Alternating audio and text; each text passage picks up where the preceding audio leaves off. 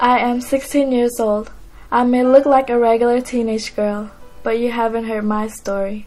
When I was 6 years old, something happened to me that dramatically changed my life. How would you feel if you saw a man pointing a gun at your dad's head? That image still haunts me sometimes.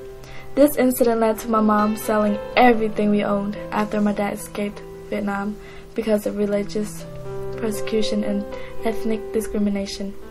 It was the midnight of September 13, 2001, when my dad returned for us. I was walking behind my dad and brothers when they were entering the forest. I turned around and saw my mother on her knees praying, with my baby brother on her back. I went near her and asked her to come. When I closed my eyes for a second, she was gone. I didn't know where to go, if I should go forward or backward. I called for my mother, and I was crying. I looked up at the mountain in front of me, and I screamed louder because I saw flashlights coming towards me. I didn't know who was coming. It was a relief to see my mom, uncle, and my baby brother.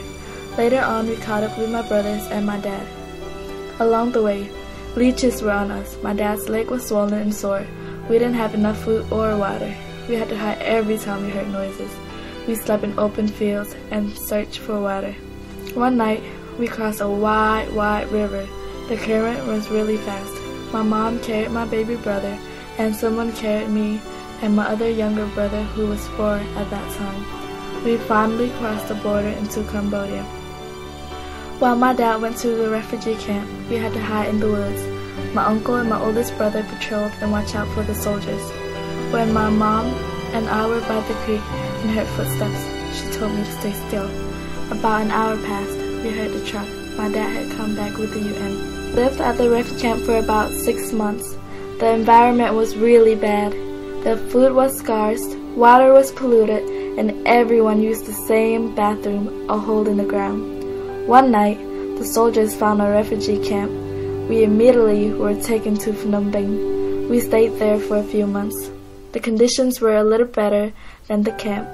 Eventually, the United Nations resettled my family in America. I believe my family's faith in God had helped us through this journey. I know how it feels to be hungry and not know when your next meal will come.